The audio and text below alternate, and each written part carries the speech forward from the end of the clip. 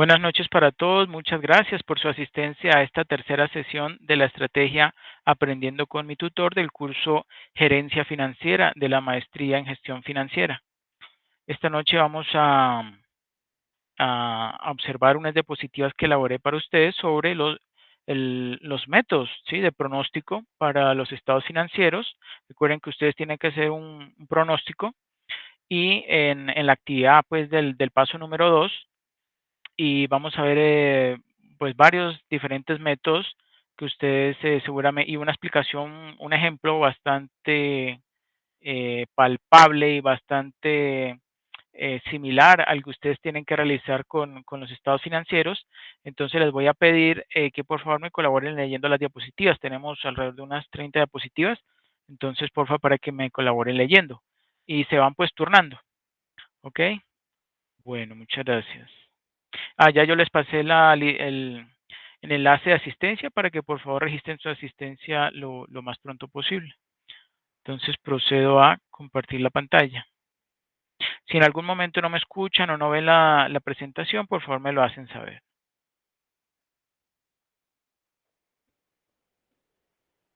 ¿Me confirman si todos están observando allí la primera diapositiva? Sí. Ok, muchas gracias. Ok, entonces como vemos allí, es pronósticos aplicados a las finanzas. Hoy estamos a martes 21 de septiembre y esta es nuestra tercera sesión. Bueno, empezamos como siempre con unos conceptos pues clave, en este caso de pronósticos. Primero, ¿qué es pronosticar? ¿Qué significa pronosticar? Es un proceso de estimación en situaciones de incertidumbre que apoya la toma de decisiones.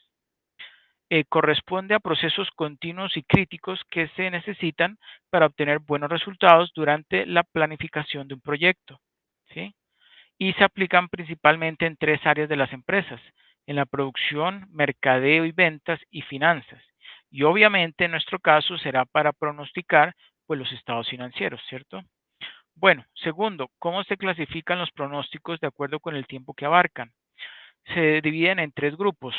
Primero, los pronósticos de corto plazo se realizan en forma mensual y sirve al área de, pues, en términos generales, a las áreas de producción, abastecimiento, asignación de mano de obra, pero ustedes saben, se puede aplicar para cualquier área de la empresa. Estos son como los más conocidos. Segundo, pronósticos de mediano plazo. Estos abarcan periodos de un semestre hasta 3 años y permiten estimar, entre otros, las ventas, la producción, los flujos de efectivo, presupuestos, entre otros. Y tercero, tenemos los pronósticos de largo plazo, que esto abarca periodos superiores a 3 años y se utiliza en la planificación de nuevas inversiones, ¿cierto? Nuevos proyectos, también el lanzamiento de nuevos productos y, por ejemplo, la preparación o elaboración de proyectos. Ustedes se acuerdan de muchas veces cuando se va a diseñar un proyecto, que se elabora el flujo de caja, se toma como un horizonte de vida de ese proyecto 5 años, ¿cierto? Eso es como lo mínimo. En otros pueden ser hasta 10 años, ¿cierto? Pero por lo regular está como entre 3 y 5 años, ¿sí? Bueno, obviamente depende del tamaño del proyecto. Por ejemplo, un proyecto de construcción de una hidroeléctrica, pues sí puede ser 10 años o incluso más. Pero si son proyectos de inversión, pues que lo que buscan es generar ingresos y recuperar la inversión, muy seguramente no sean tan extensos, ¿cierto? Tercero, ¿cómo se clasifican las técnicas de pronósticos? Se dividen en tres grandes grupos, que son métodos cualitativos, es decir, que están sujetos a la subjetividad, son subjetivos; métodos cuantitativos, que tienen que ver con números, muchos números; y los métodos combinados, que son como una combinación pues de los cualitativos y de los cuantitativos. Los métodos cualitativos se basan en el juicio personal y pueden hacer uso de la intuición, también la opinión de expertos y la experiencia, como por ejemplo el método Delphi, que lo vamos a profundizar ahorita más adelante. Los métodos cuantitativos se dividen en análisis de series de tiempo o series de tiempo, métodos causales y métodos de simulación. Y los métodos combinados pues agrupan juicios subjetivos, o sea, de los cualitativos, y estimaciones cuantitativas, como por ejemplo el sistema de expertos. ¿Ok? Bueno, empecemos con qué es una serie de tiempo. ¿sí? Es una colección de datos que pertenecen a diferentes periodos de tiempo, es decir, se van registrando a medida que se producen en orden cronológico. ¿Qué pueden ser una serie de tiempo? Pues los precios de una acción, pueden ser también, por ejemplo, las variaciones en la temperatura, ¿sí? En una ciudad determinada, no sé, en Bogotá, durante un periodo de tiempo, etcétera, etcétera. Ahora empecemos con los métodos cuantitativos. ¿Quién me ayuda, por favor, leyendo esta diapositiva?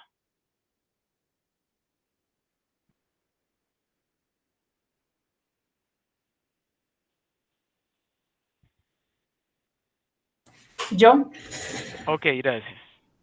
métodos cuantitativos. Es un método que utiliza datos medibles para formular hechos y descubrir patrones de comportamientos. Suelen obtenerse en forma de encuestas, estudios y observaciones sistemáticas. El resultado es una generalización de una muestra más grande. Primero, suavizamiento exponencial. Es considerado como uno de los métodos más precisos para la creación de un pronóstico de ventas. Se centra en el análisis de datos históricos en busca de patrones y sus cambios. Es capaz de identificar el ritmo al que ocurre un evento y en base a la combinación de técnicas matemáticas, realizar proyecciones. Por ejemplo, permite averiguar qué tan rápido crece la base de clientes o cuál es la tendencia de compra de un producto en particular. Se recomienda utilizar cuánto se dispone de muchos datos de un producto o servicio cuando las relaciones y tendencias en su sector son relativamente estables. Segundo, tasa de crecimiento. Permítame un momentico, qué pena, es que hay un Listo. estudiante que llegó. Ya, listo, continúe. Segundo, tasa de crecimiento medio. Este método se enfoca en analizar los datos de un periodo anterior, lo cual lo hace bastante flexible, ya que se puede determinar si tomar los datos de una semana o un mes e incluso de un año anterior. Ejemplo, si la proyección de ventas será la del mes entrante, se tendrá que multiplicar las ventas de ese mes en particular por una más la tasa de crecimiento de ventas mensual. Es decir, en caso de un crecimiento del 10% en las ventas en comparación con el mes pasado, de unos 20,000 Dólares. dólares del valor del producto, el pronóstico de ventas para el próximo mes debería ser 20,000 por 1 más el 10% igual a 22,000 dólares. Perfecto. Tercero, regresión lineal simple. Con este método se necesita agrupar una variable dependiente, en este caso la demanda, con una variable independiente que sería el tiempo, montados en una ecuación lineal. Es básicamente una ecuación matemática. Su objetivo es establecer una correlación entre variables y saber cuál afecta al elemento analizado, demanda de un determinado periodo de tiempo, que en nuestro caso serían las ventas. De esta forma se verán los datos de ventas en forma gráfica, para después trazar una línea que los conecte y a la vez se extiende hacia el futuro en lo que sería su pronóstico de ventas. Perfecto, muchas gracias. Bueno, ahorita lo estamos viendo como en términos teóricos, ahorita lo vamos a ver con un ejemplo. Bueno, listo. Entonces ahora vamos a profundizar con series de tiempo. La estimación de pronósticos del volumen de ventas trimestrales para un producto en particular durante, por ejemplo, el año próximo, pues va a afectar los programas de producción, los planes de compra de materias primas, suponiendo que es una empresa manufacturera, las políticas de inventarios y las cuotas de ventas. Los malos pronósticos pueden dar como resultado un incremento en los costos de la empresa. ¿Cómo debemos proceder para proporcionar los pronósticos trimestrales del volumen de ventas? A veces nos podemos preguntar. Es necesario revisar los datos históricos, que con qué frecuencia ayuda a comprender mejor el patrón de las ventas pasadas, lo que conduce a mejores predicciones de las ventas futuras del producto. Los datos históricos de ventas forman una serie de tiempo, ¿sí? Las ventas que se han hecho, por ejemplo, durante el periodo del año 2015 al 2020, por decir algo. Una serie de tiempo es un conjunto de observaciones de una variable medida en puntos sucesivos en el tiempo, ¿sí? Pueden ser años o pueden ser meses, o trimestres, bueno, lo que se decida, en el tiempo o a lo largo de periodos sucesivos. El objetivo de este análisis es proporcionar buenos pronósticos o predicciones de los valores futuros de la serie de tiempo. Como ya se mencionó, los métodos de elaboración de pronósticos se clasifican en cuantitativos y cualitativos.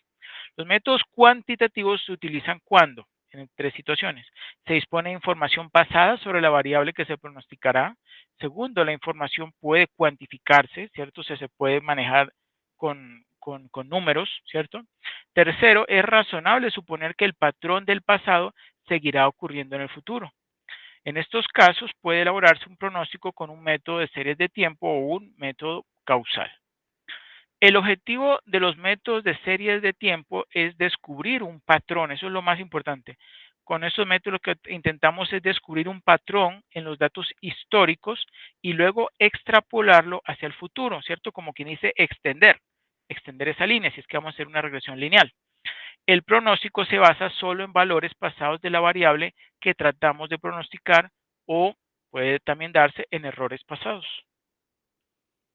Bueno, las series de tiempo se alimentan de información histórica para estimar resultados futuros.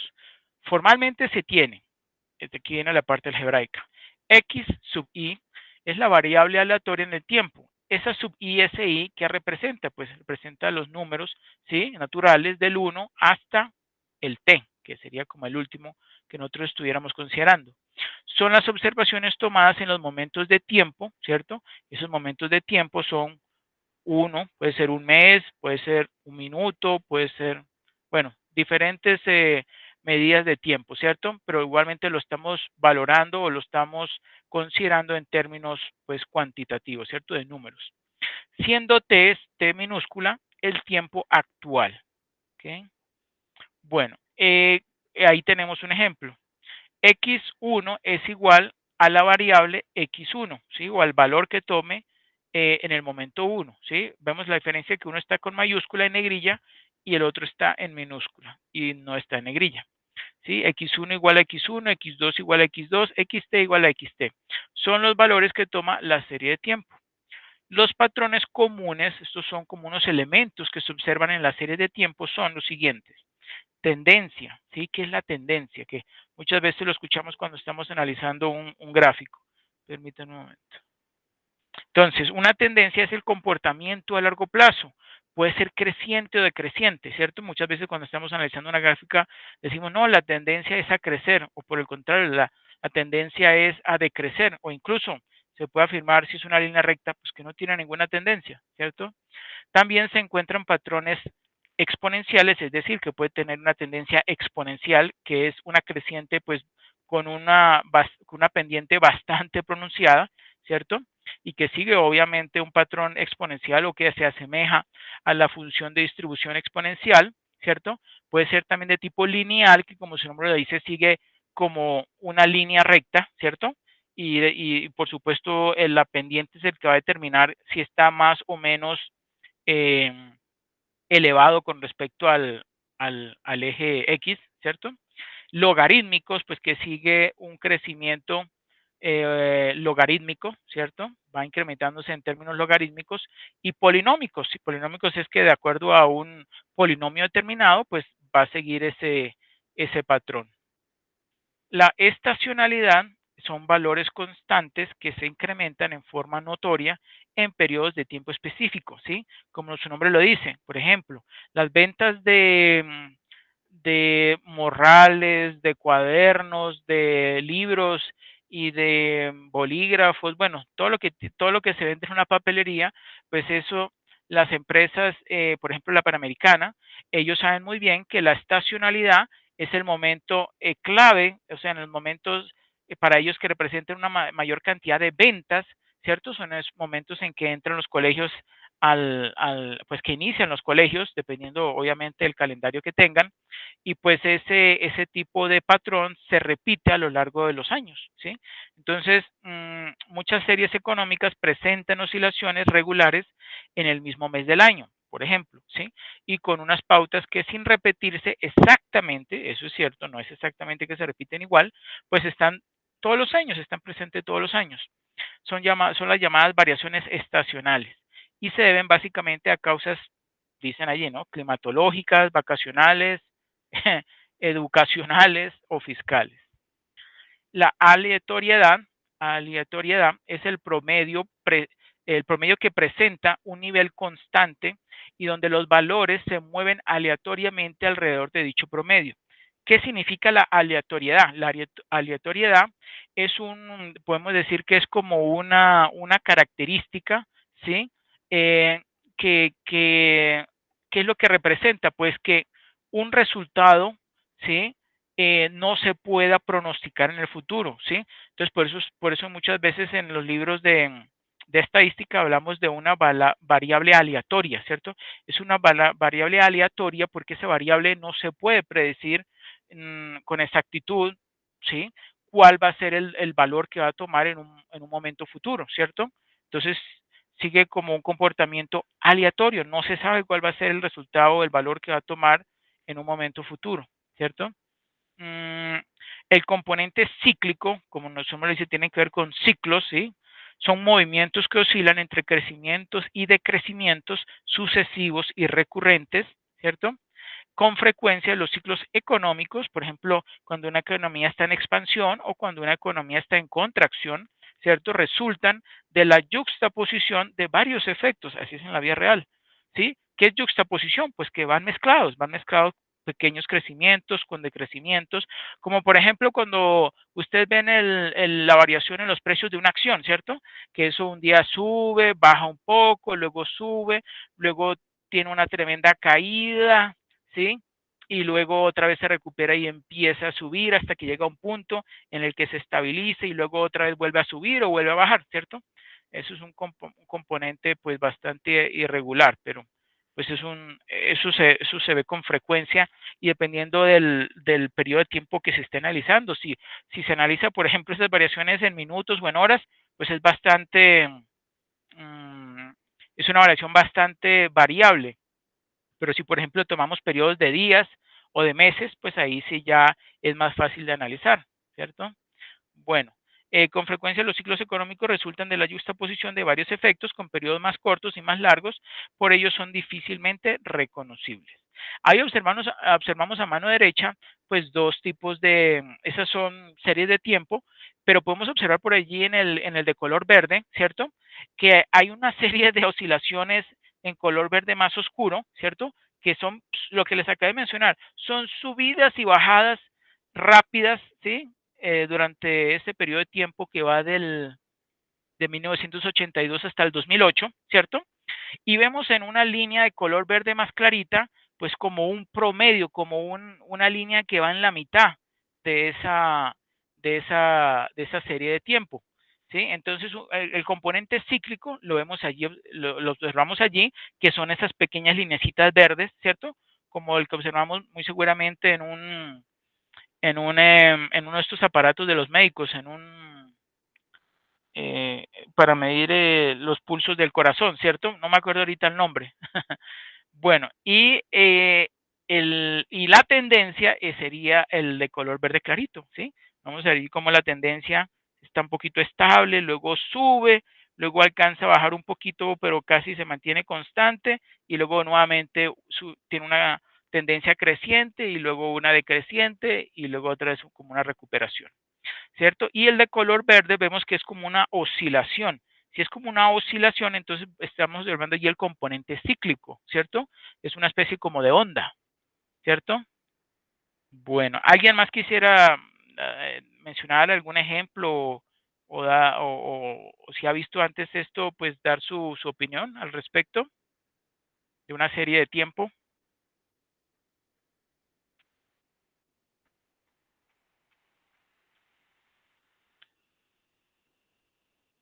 ¿No? Bueno, entonces continuamos. Pues ¿José? Sí. no sé qué tanto puede aplicar, por ejemplo, en el caso mío, el caso donde yo laboro, Sí. por ejemplo, cuando comenzó la pandemia, en el año pasado. Sí, Inicialmente la parte de matrícula trató a disminuir o a tener deserción de algunos estudiantes ya debido a que no contaban con los recursos para poder seguir estudiando, ¿sí? Entonces, sí, cuando de un momento a otro sale, en el caso aquí del norte de Santander, ¿no? Por ejemplo, que el gobernador anuncia para la vigencia 2021-2 apoyo, subsidios académicos para la matrícula cero de la gestión del departamento, automáticamente ¡fum! Se dispara. Entonces, esa es una, al 2021-1 fue descendiente y al sí, 2021-2 fue ascendente, ya que hubo como un tipo de auxilio y el cual incentiva el crecimiento.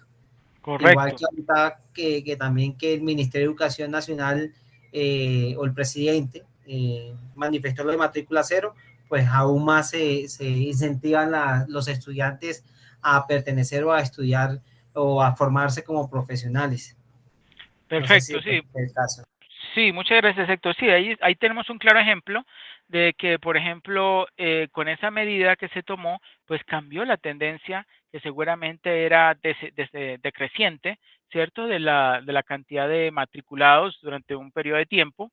Y entonces vemos cómo, por ejemplo, ese efecto va a cambiar toda la tendencia y, obvio, para bien, pues, de las universidades y pues ese tipo de situaciones son los que precisamente lo que llamamos los chartistas o los que realizan el chartismo o el análisis técnico, pues están pendientes de conocer de forma inmediata, porque, por ejemplo, si información sobre qué van a hacer las empresas, problemas que se les hayan presentado, o por el contrario, éxitos o incremento en sus ventas que se publica sí, que se informe al público, pues ese tipo de información va a hacer que la tendencia, por ejemplo, de una acción, pues cambie y quien conozca primero esa información, pues va a tener la oportunidad de aprovechar y, por ejemplo, comprar si es que el precio va a subir o de vender si es que el precio va a bajar y con eso obtener una ganancia, ¿cierto? Bueno, muy bien, muchas gracias. Y ahora veamos métodos de series de tiempo y métodos cualitativos. Ya hemos nombrado algunos métodos de series de tiempo, ¿cierto? Aquí este es también, este digamos es similar al que vimos anteriormente, sino que este es expuesto por otro autor, pero es prácticamente lo mismo, que son la suavización. Ejemplos de suavización son los promedios móviles, ahorita vamos a ver un ejemplo, los promedios móviles ponderados y la suavización exponencial, también proyección de tendencias y tercero, proyección de tendencias ajustadas por influencia estacional, o sea, por las estaciones. Los métodos de elaboración de pronósticos causal, o sea, que tiene una causa, se basan en el supuesto de que la variable que tratamos de pronosticar exhibe una relación, ¿sí?, de causa-efecto con una o más variables. Por eso se llama una relación causal. Se va a tomar el análisis de regresión como un método de elaboración de pronósticos causal, ¿ok? Muchas veces es así, eh, pero no siempre, ¿sí? No es que todos los análisis de regresión tienen un tipo de relación causal, no, no todos, pero se puede hacer el supuesto, ¿sí? Por ejemplo, los gastos de publicidad influyen en el volumen de ventas de muchos productos, de manera que el análisis de regresión puede utilizarse para desarrollar una ecuación que muestre cómo se relacionan estas dos variables. Permítame que alguien llegó. Ah, no. Bueno, utilizar un método de series de tiempo para elaborar el pronóstico en este ejemplo implica que no se considerarían los gastos de publicidad. Es decir, un método de serie de tiempo basaría el pronóstico solo en las ventas pasadas. También se puede hacer este supuesto. Los métodos cualitativos, que son otros tipos de métodos, por lo general involucran el uso del juicio experto, ¿sí?, o de expertos para elaborar los pronósticos. Una ventaja de los procedimientos cualitativos es que pueden aplicarse cuando la información sobre la variable que se está pronosticando no puede cuantificarse, ¿cierto? O es muy escaso, los datos, ¿cierto? Entre estos tipos de métodos cualitativos encontramos el juicio de expertos, el método Delphi y la redacción de escenarios. Veamos el juicio de expertos. ¿Quién me ayuda, por favor, leyendo juicio de expertos?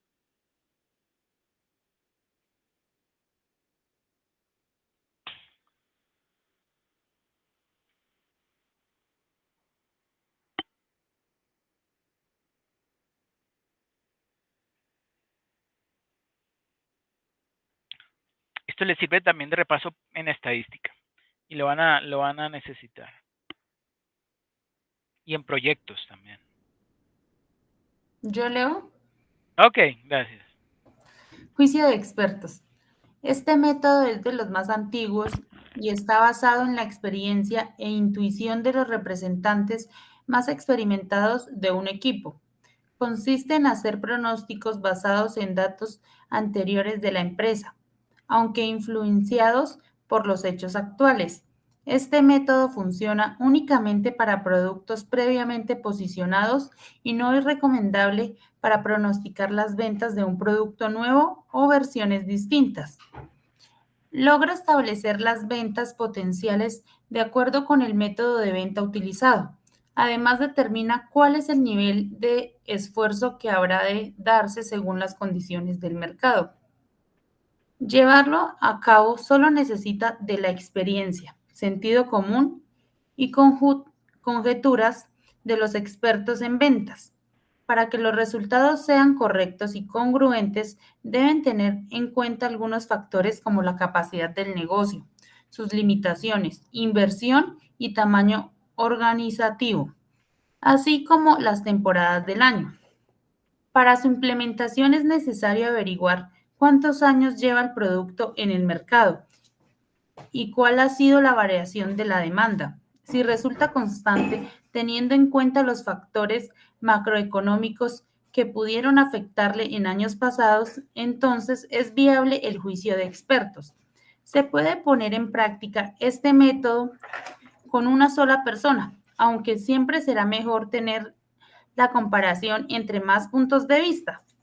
Los grupos de hasta 5 expertos ayudarán a tener una visión completa, sin perder el foco con un gran panel. Algunos candidatos idóneos son los agentes de ventas más experimentados o los especialistas estratégicos del área. Los expertos deberán considerar todo lo referente a la demanda de este producto en años anteriores, cuáles fueron las unidades totales, cómo se comportó el acuerdo con cada temporada del año y cuáles fueron las condiciones internas y externas que explicaron dicho comportamiento. También deberán disponer de toda la información actual sobre cuáles serán los esfuerzos de marketing, cuál es la inversión y cómo está distribuida, así como las metas a los que se ha planificado llegar. Entonces, el grupo podrá evaluar la capacidad del negocio y las características actuales del mercado para establecer la probabilidad de cumplir dichas metas. Se recomienda consultar las opiniones de otros vendedores, gerentes y actores que estén cerca de la labor de venta. Ellos podrán decir cuáles son sus estimaciones y cómo perciben el comportamiento del mercado. Perfecto, muchas gracias. Ahora yo voy a leer el método Delphi. El método Delphi es uno de los métodos al que más empresas recurren para realizar predicciones de demanda o análisis de mercado. Toma su nombre el famoso oráculo de Delfos, ¿cierto? En Grecia, y ayuda a conocer con mayor certeza la evolución de algún producto o servicio mediante técnicas de prospección. Es excelente para hallar las tendencias en el mercado y adelantarse a ellas. La idea es detectar las necesidades de los consumidores y a los competidores por medio de un panel de expertos.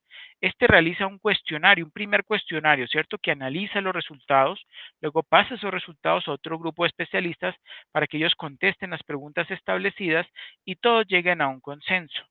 Lo más importante antes de aplicar el método Delphi es saber qué tema o problema busca entender la empresa. Esto ayudará a definir el tipo de expertos de los cuales requiere el apoyo y también permitirá recopilar la información necesaria para que ellos puedan comprender lo que se busca. Se recomienda encontrar a una persona que esté familiarizada con la investigación y recopilación de datos. Representará al árbitro entre la empresa y los expertos.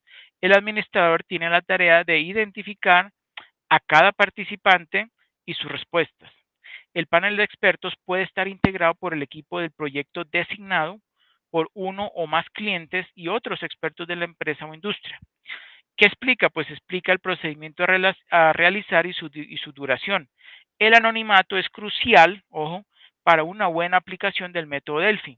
así que no puede haber contacto entre los participantes. La primera ronda de preguntas debe ser muy general para obtener una opinión amplia del panel de expertos. Los cuestionamientos dependerán totalmente del problema que se busca comprender, pero aquí se muestran algunos ejemplos. Por ejemplo, primero, ¿qué beneficios y principales problemáticas percibe del tema planteado? Segundo, otra pregunta, ¿qué recomendaciones haría para superar los problemas del tema planteado? Tercero, ¿considera que el tema planteado ayuda a mejorar algún aspecto? Si lo hay, ¿por qué? Una vez contestado, sí, estas preguntas, pues se recopila la información y se elimina el material irrelevante para lograr una opinión solo con puntos de vista comunes. Un aspecto que no se debe olvidar es que los cuestionarios o encuestas deben contestarse de forma anónima para no afectar los resultados. Ahí observamos a mano derecha, sí, esto mismo que acabé de explicar en esos 6 puntos, ¿cierto? Primero, o sea, se escoge el tema o el problema, que es anticipar el éxito del lanzamiento, por ejemplo, de una app, de una aplicación para finanzas personales. Luego el segundo, el que está bajito, es gestor del proyecto. Se va a determinar entonces el director, por ejemplo, en ese caso, el director de ventas de la empresa. Luego el número 3 está un poquito más arriba a la derecha, dice se hace una selección muy bien, sí, teniendo en cuenta ciertas características de expertos que vemos allí están listados 105 elementos importantes que son que, por ejemplo, selección de expertos, por ejemplo, para un ejecutivo de ventas de la empresa o para un experto en ventas externa a la empresa, un experto en la industria, clientes más antiguos de la empresa o 4 personas entre 25 y 30 años. Esos son ejemplos. Luego entonces ya viene lo que es la técnica en sí, con el paso número 4, que es el cuestionario número 1. Entonces se hacen unas preguntas como las que vemos allí. ¿Cuáles son los beneficios que se ven en el producto? Segundo, ¿cuáles son los problemas que se ven? eh, el primero era los beneficios, el segundo son los problemas que se ven en el producto. Tercero, ¿qué recomendaciones haría para que fuera más atractivo el producto, obviamente? Cuarto, ¿cree usted que sea realmente necesario en el mercado ese producto que se va a lanzar? Y quinto, ¿qué medidas de seguridad informática esperaría del producto? ¿Cierto? Luego se hace un segundo cuestionario con preguntas como, por ejemplo, ¿cuál diseño le gustaría más? ¿Cree que en vez de una app, de una aplicación especializada, le convendría mejor una integración para las apps de banca? ¿Cuáles características de la aplicación le parecen riesgosas? ¿Usted compraría esa app? Y la última, ¿confiaría más si alguien se la recomendara? ¿Cierto? Y por último, el tercer cuestionario con otras preguntas como, por ejemplo, ¿compraría la aplicación como parte de una suite digital? ¿O cree usted es relevante destacar que el usuario dispondrá de videos de educación financiera? Otra podría ser cuánto pagaría usted por esa aplicación o cuánto estaría dispuesto a pagar por esa aplicación. ¿Preferiría un esquema de compra de la aplicación o más bien una membresía, cierto? ¿O adquiriría el producto si se le sugiriera un videoblogger, por decir algo, cierto? Entonces, según las respuestas de la primera ronda de preguntas, como las que acabamos de ver, pues el siguiente cuestionario, o sea, el segundo cuestionario, pues aplicar debe profundizar en el tema según la opinión específica obtenida anteriormente de los expertos. Al igual que en el primer cuestionario, al finalizar se recopila un resumen de los resultados, ¿sí? O se recopila y resumen los resultados. En la última ronda, o sea, cuando se aplica el tercer cuestionario, pues el principal objetivo es comenzar a sacar conclusiones. La pregunta clave que ayudará a llegar a las decisiones finales es ¿en qué están de acuerdo todos los participantes? ¿Ok? Aunque el método Delphi siempre suele ser de 3 rondas de cuestionarios, puede sentirse libre de implementar más preguntas, ¿sí? O sea, más rondas de preguntas hasta llegar a la visión clara que se busca. Con el apoyo de las conclusiones a las que se han llegado, se analiza los beneficios, las soluciones y problemáticas pronosticadas para establecer los planes para enfrentar posibles riesgos y aprovechar las oportunidades de venta. Dependiendo de las respuestas de los expertos, es que surgen las conclusiones que permitirán tener un producto ideal para los consumidores. ¿Ok? Bueno, ahora veamos el pronóstico por promedio, ¿sí? Vimos es otro tipo de serie de tiempo, ¿cierto? Este procedimiento indica que el pronóstico se obtiene con el promedio de todas las observaciones de la serie. Esto es, o se denomina, o se expresa como ft más 1, ¿cierto? T es el momento actual más 1, o sea, más uno más adelante, una observación más adelante, es igual a la sumatoria, esa es la sumatoria, el símbolo de sumatoria, desde 1, empieza 1, hasta n minúscula, que sería el último, de xi, dividido todo entre n, ¿cierto? Ese xi, pues es el valor de la variable que estemos analizando, y n es el número total de observaciones. Como dice allí, siendo n el número de datos y observaciones. Esta estimación es exactamente, esta estimación es excelente si el proceso es muy estable. Esto es, si las suposiciones sobre el modelo de soporte son correctas. Se recomienda usar este procedimiento cuando existen pocas observaciones. Ejemplo, los siguientes datos corresponden a precios diarios de un bien. Por ejemplo, los precios diarios de, del petróleo, ¿sí? Por decir algo. Entonces, bueno, claro que ese está muy elevado, pero bueno, supongamos que es del petróleo. Entonces, en el día lunes tiene un valor de 103, el martes 106, el miércoles 104, el jueves nuevamente 106 y el viernes 104. Si queremos estimar el pronóstico del sábado, o sea, del siguiente día, tenemos valores de 5 días, ¿cierto? Entonces hay el promedio aritmético o el promedio que utilizamos siempre, ¿sí? Que es simplemente sumar y dividir por la cantidad de datos.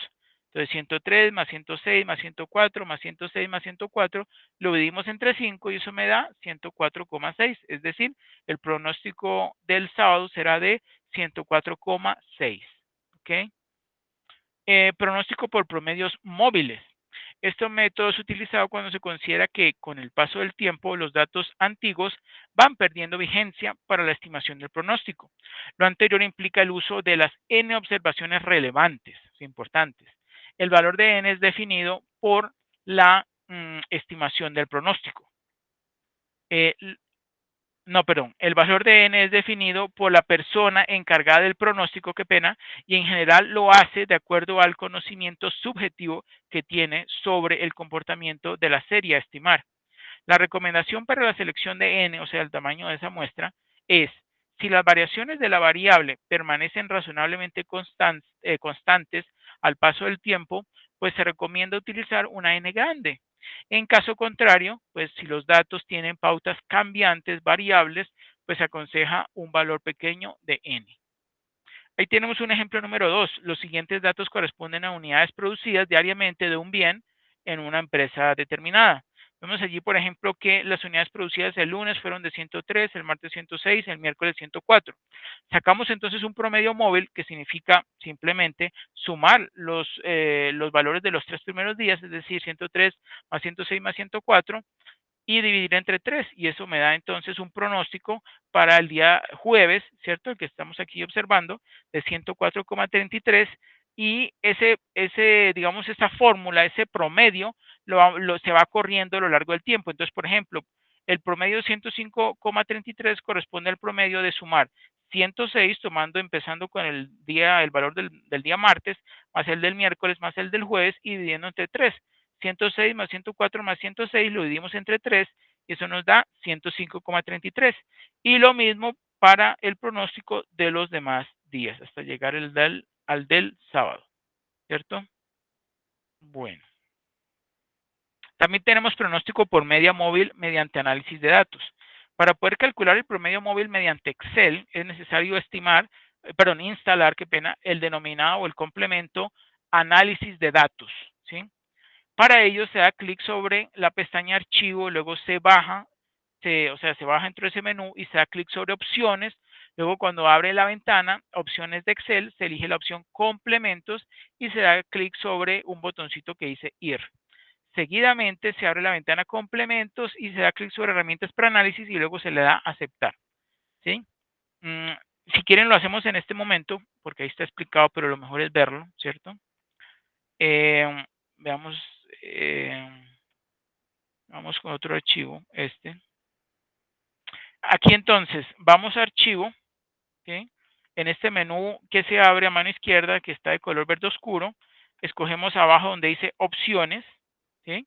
Ahí se abre entonces esta ventana que se llama opciones de Excel y allí buscamos donde dice complementos, ¿cierto? Que es el penúltimo, el que estoy ahí señalando, complementos. Ahí en complementos se demora un poquito, entonces muestra, ¿cierto? Esta tabla, están complementos de aplicación activos y complementos de aplicación inactivos. Y bajamos y observamos que donde dice administrar, por defecto él muestra complementos de Excel y está el famoso botón IR que les dije. Entonces le dan clic a IR y aquí tenemos entonces los complementos disponibles.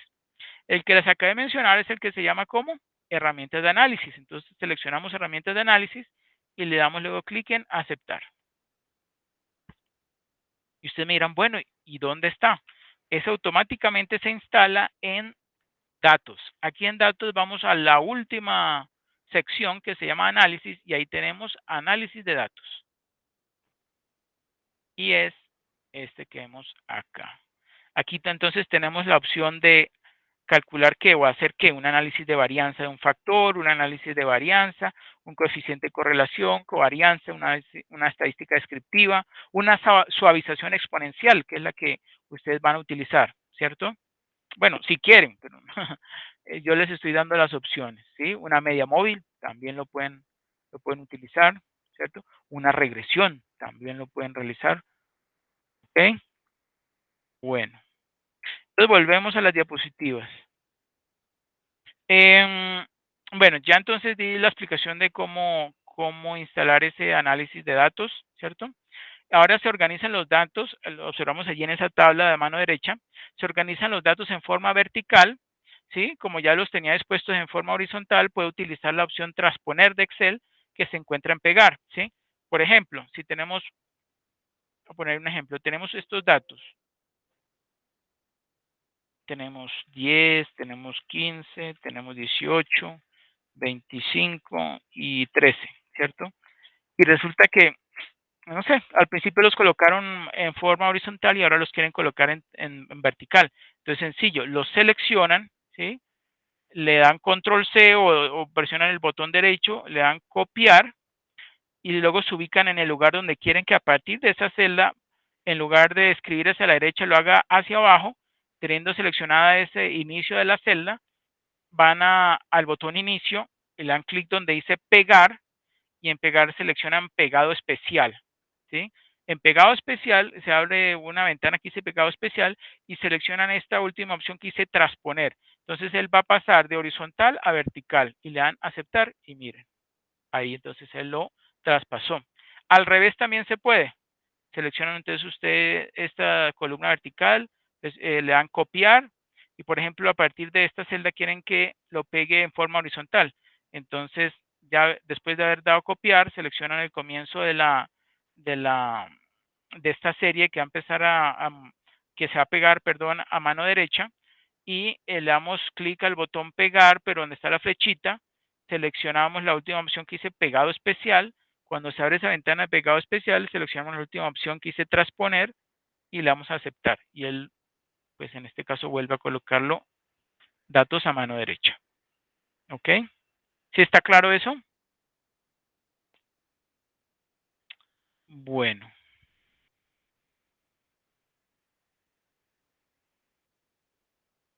Esperen, yo les comparto nuevamente la diapositiva. Listo.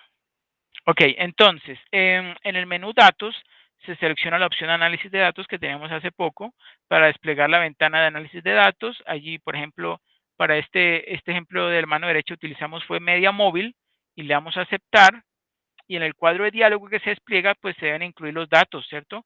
En el rango de entrada, ¿cierto? Como por ejemplo eso que tenemos ahí que son el que tiene color amarillo, eso pertenece a unidades producidas, ¿cierto? Entonces seleccionamos esos datos de unidades producidas desde el lunes hasta el viernes, ¿cierto?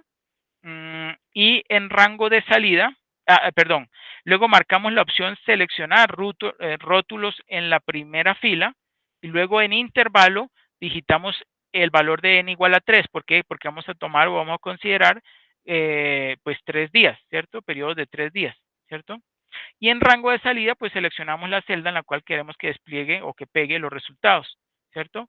Y cuando hacemos eso, al final le damos clic a aceptar y ¡chuc! Nos da un resultado como este que está en la columna de pronóstico, ¿cierto? Miren que este lo deja en blanco porque habíamos dicho que íbamos a tomar promedios de 3 días, como este es promedio móvil, tomamos de promedios de 3 días, pero ojo con lo siguiente, aunque el último dato que él tiene es el del viernes, pues él saca el promedio considerando o añadiendo el del sábado, ¿cierto? Que es el que, el que realmente nos interesa, ¿cierto? Y vamos a pronosticar las unidades producidas para el sábado, ¿ok? Y al comparar los resultados obtenidos mediante fórmula y función, se puede apreciar que los valores son idénticos. ¿Sí? Bueno, suponiendo que lo hiciéramos aquí el cálculo del promedio, ¿cierto?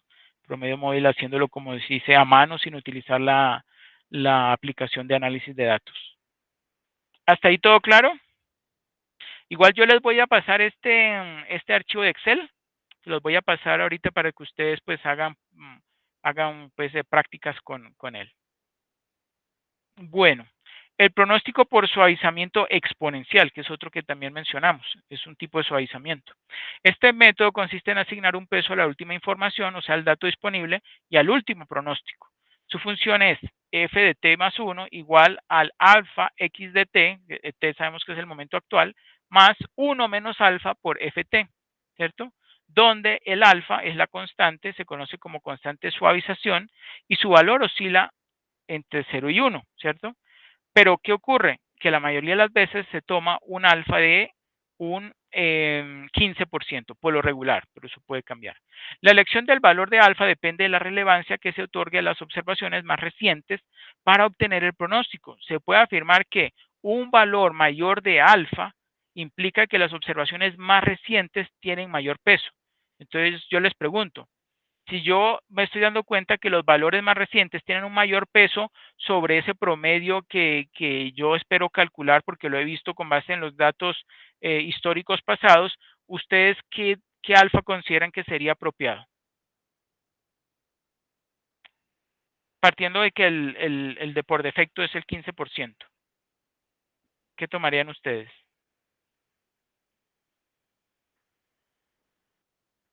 Y ahí está colocando los rangos, ¿no?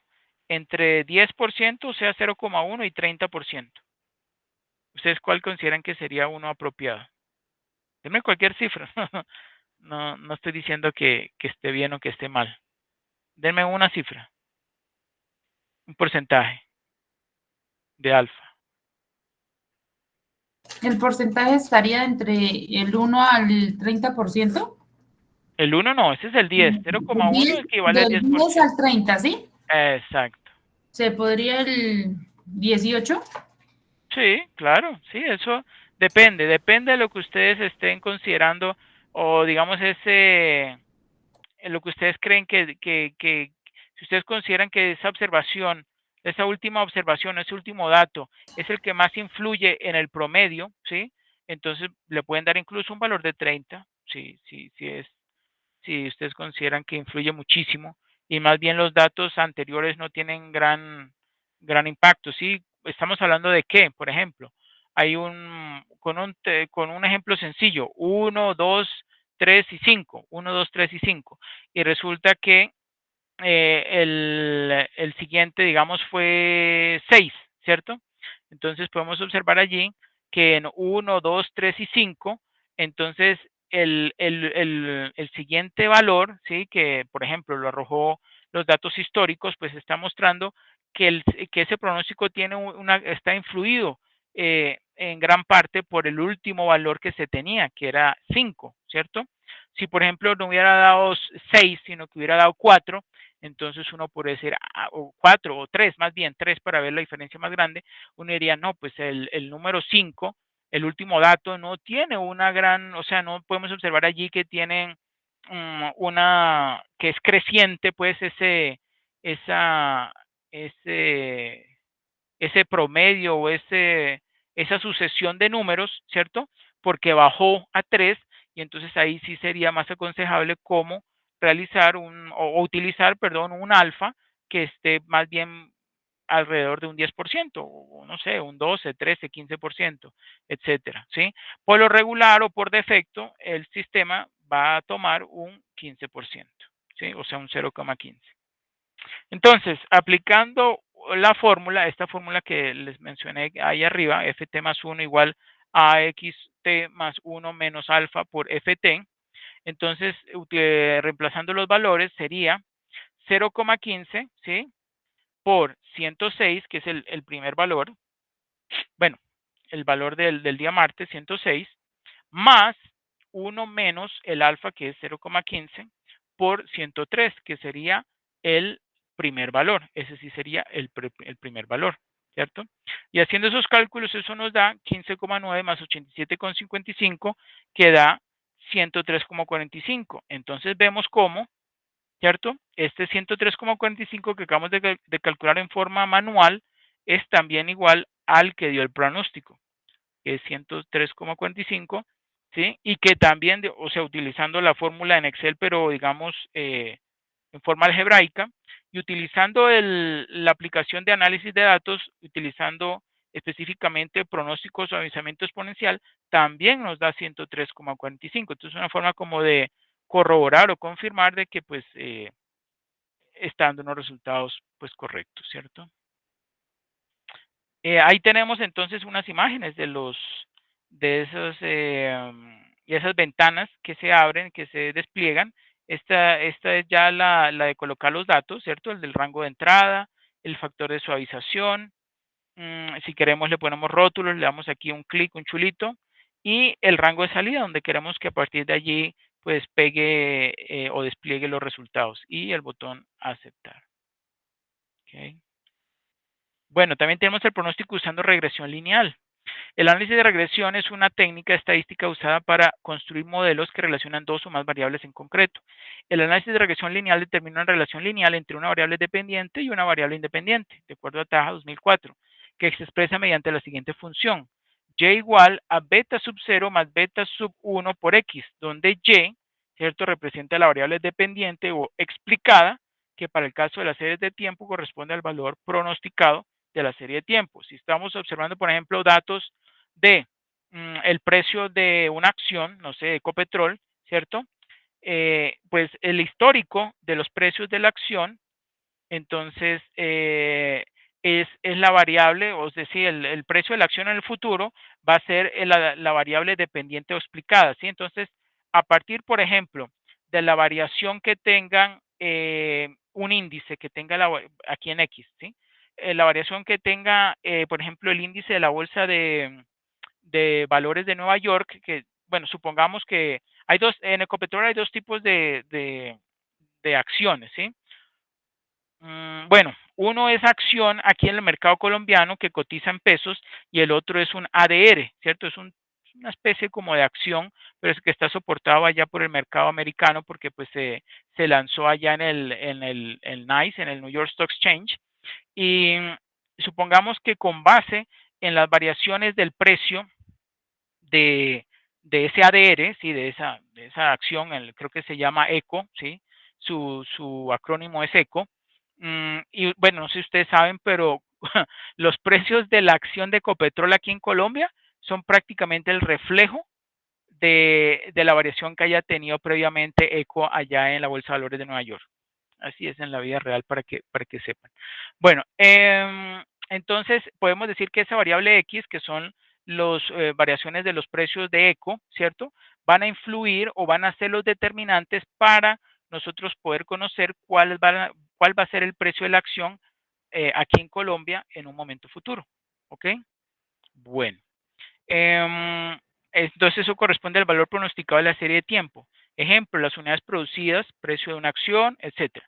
Por otra parte, X representa la variable independiente o explicada que se refiere al conteo de la unidad de tiempo de la serie de tiempo respectiva, por ejemplo, un mes, 2 meses, etcétera, etcétera, ¿cierto? Y los parámetros beta sub 0 y beta sub 1 representan el intercepto en el eje Y. El intercepto es exactamente el punto donde corta el eje Y, ¿sí? Y el beta 1 es la pendiente de la relación lineal, ¿cierto? Ustedes saben que la pendiente es lo que indica qué tan inclinado está, ¿sí? Esa línea, si suponemos que es, bueno, en este caso así es porque es una regresión lineal, esa línea, entonces, como qué inclinación tiene, eso lo mide la pendiente de esta relación lineal entre las variables X y Y. Eso significa que el modelo de regresión lineal simple, es un modelo con dos variables. ¿cierto? X y Y. ¿Por qué se llama simple? Porque solamente está analizando dos variables. También existe regresión lineal múltiple, que va a analizar pues más de dos variables, ¿ok? Donde X es el regresor de Y es la variable respuesta, o sea, la misma dependiente o explicada. Los valores estimados pues siempre tienen arriba ese sombrerito como el del elevado, ¿cierto? ¿Qué representa? Pues, por ejemplo, vemos allí el B sub 0 con sombrerito y B sub 1 con sombrerito. Ese sombrerito siempre va a indicar que es un valor estimado, ¿cierto? Es un estimado con base en los parámetros que se introdujeron, ¿cierto? ¿Y cómo se calcula? Pues ahí tenemos la fórmula. Para, digamos, el beta sub 1 es una división, una relación entre la sumatoria de las observaciones o datos desde el momento 1 hasta n, multiplicado, sumatoria de las y's que empiezan en el momento i o en el momento, sí, en el instante momento de tiempo i, multiplicado por la diferencia entre x y, que es el valor, por ejemplo, del precio de ECO, del ADR que está en Estados Unidos ECO, menos el promedio. Ese X con sombrerito, pero ese sombrerito ya no es inclinado, sino que es una línea recta que está simplemente arriba de la X, significa promedio. Entonces, XY menos su promedio multiplicado por YI, y eso todo dividido entre la sumatoria de I igual 1 hasta N, ¿y de qué?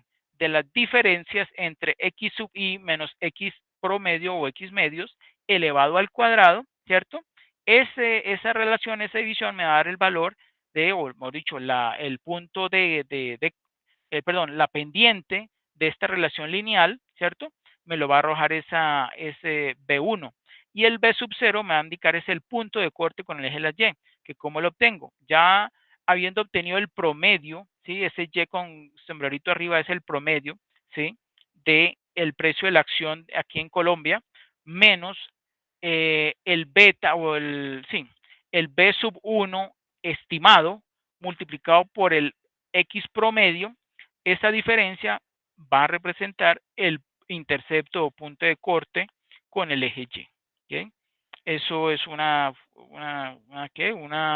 ecuación que simplemente lo colocamos en Excel y automáticamente nos da nos determina esos dos valores, el B1 y el B sub 0. Entonces, en estas ecuaciones, X sombrero, X medios y Y sombrero representan los valores promedios de las variables X y Y, obviamente, como ya dije. Estas ecuaciones se obtienen por medio de la estimación de parámetros, ¿sí? Denominado mínimos cuadrados ordinarios. Ustedes posiblemente ya han escuchado sobre este método de estimación, mínimos cuadrados ordinarios, MCO, el cual consiste en estimar los parámetros del intercepto y de la pendiente, tales que la suma de los cuadrados de sus errores sea mínima, de acuerdo con Pérez y Fernández en 2009. Ahora veamos el método de mínimos cuadrados ordinarios. Es el método que sirve para proyectar las ventas de futuros periodos con base en las ventas de periodos pasados. También se puede definir como el procedimiento más objetivo para ajustar una recta a un conjunto de datos presentados en un diagrama de dispersión. ¿Se acuerdan del diagrama de dispersión? Lo que me está mostrando es la serie de puntos, y cuando esa serie de puntos están más unidos unos con otros y normalmente siguen una línea recta, cuando nosotros sobre un diagrama de dispersión le pedimos a Excel que nos genere una línea que integre la mayor cantidad de puntos, esa ecuación que nos genere, y bueno, y que nos muestre la ecuación, esa ecuación es exactamente esta que acabamos de ver allí. Este Y igual a B sub 0 más B1 por X, ese es el tipo de ecuación que nos va a arrojar o que nos va a mostrar Excel. ¿Ok? Yo les voy a compartir un video donde hay un docente que hace el cálculo para obtener con base en ese diagrama de dispersión la ecuación, ¿sí? La ecuación lineal que representa esos puntos. Y hay unos indicadores, ¿sí? Eso lo vamos a ver más adelante, unos indicadores que van a indicar, que van a mostrar que también es ese ajuste de esos puntos frente a la recta. ¿Ok? Si ustedes se acuerdan del R cuadrado. ¿Ustedes se acuerdan R cuadrado? ¿Qué significa R cuadrado en estadística? ¿Sí me siguen o esto es algo nuevo para ustedes?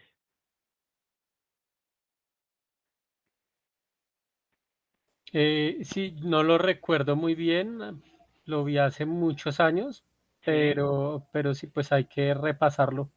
Ok, Muy bien. Yo igual les voy a pasar un enlace de una explicación muy buena de este tema. Este tema no es difícil, ¿no? No es difícil, es simplemente echarle una leidita, una entendida rápida y van a ver que es sencillo, la verdad. ¿Ok?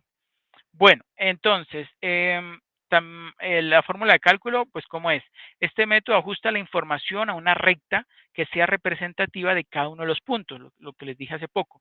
Esta recta tendrá la forma de la que ya vimos, y igual a más bx, donde a es la porción fija, b es la pendiente, y para encontrar el valor de los parámetros a y b, pues se aplican las fórmulas que ya vimos. Esas mismas que estaban acá, ¿sí? Son estas mismas. Sino que mostrados, por ejemplo, bueno, es más fácil de entender más bien con esta sumatoria aquí como lo estamos viendo en esta tabla de color naranja, ¿sí? Vamos a ver el ejemplo. Ejemplo de cálculo de porción fija A y pendiente B. Se tienen los datos de cantidades vendidas por una empresa comercializadora de ropa en la tabla 1, esa tabla de mano derecha de color naranja. Y se pide calcular la porción fija A y la pendiente B, señalando cada fórmula de cálculo. Entonces, simplemente lo que vamos a hacer es sustituir dentro de esa fórmula de B, ¿sí? Que tenemos de color verde, y la A, ¿sí? Vamos a sustituir los valores que están dentro de la tabla. Como vemos allí, la última fila, ¿sí? Que está sombreada o está en negrilla, está representando son los totales, ¿ok? O sea que si a mí me piden cuál es el total de X, ¿sí? O, perdón, el total no, la sumatoria de X, pues entonces lo vemos allí es 15, ¿cierto? Entonces, sustituimos n, bueno, voy a leer esta primera para que, digamos, acostumbrarnos a entender esta nomenclatura. N por sumatoria de XY menos sumatoria de X por sumatoria de Y dividido entre N por sumatoria de X cuadrado menos sumatoria de X al cuadrado. Pero obviamente la sumatoria y el X ambos están fuera del paréntesis, ¿sí? O sea que es sumatoria de X todo elevado al cuadrado. No la X al cuadrado, sino la sumatoria de X va a estar elevado al cuadrado. Entonces hacemos los cálculos. N, ¿cuánto es? ¿Sí? La cantidad, N, ¿qué es? Es la cantidad de datos. ¿Cuántos datos hay? Hay 5, ¿cierto? 5. Multiplicado por sumatoria de XY. Lo tenemos aquí. X por Y, la sumatoria es este que tenemos resaltado en negrilla, que son 3.859,5. A eso le restamos sumatoria de X. ¿Cuánto da la sumatoria de X? Da 15. ¿Por qué da 15? 1 más 2 da 3. 3 más 3 da 6. 6 más 4, 10. Y 10 más 5, 15. ¿Sí ven? Da 15. Entonces, sumatoria de X es 15 y eso multiplicado por sumatoria de Y. La sumatoria de Y es 220 más 245 más 250 más 258 más 233,5 me da 1246,5. Ahí tenemos 1246,5. Y todo eso lo dividimos entre n, que es 5, es 1, 2, 3, 4, 5, por sumatoria de x al cuadrado. Este x cuadrado, si lo sumamos, 1 más 4 más 9 más 16 más 25 me da 55. Entonces 5 por 55 menos la sumatoria de x todo al cuadrado. La sumatoria de x da 15 y al cuadrado, pues 15 al cuadrado, ¿cierto? Como lo observamos allí. Eso nos da igual a 12. 600 entre 50 me da 12. Y hacemos ahora la sustitución con el de la A, el de la letra A, ¿cierto? Que es sumatoria de Y menos B por sumatoria de X dividido entre N mayúscula. ¿Cuánto da sumatoria de Y? Da 1246,5 menos. ¿Cuánto da la B? La B la acabamos de calcular, nos da 12. Y eso multiplicado por sumatoria de X. La sumatoria de X es 15, entonces menos 12 por 15. Y todo ello dividido entre N, que son 5. Eso nos da 213,3. ¿Está eso claro o no, se requiere alguna explicación más profunda?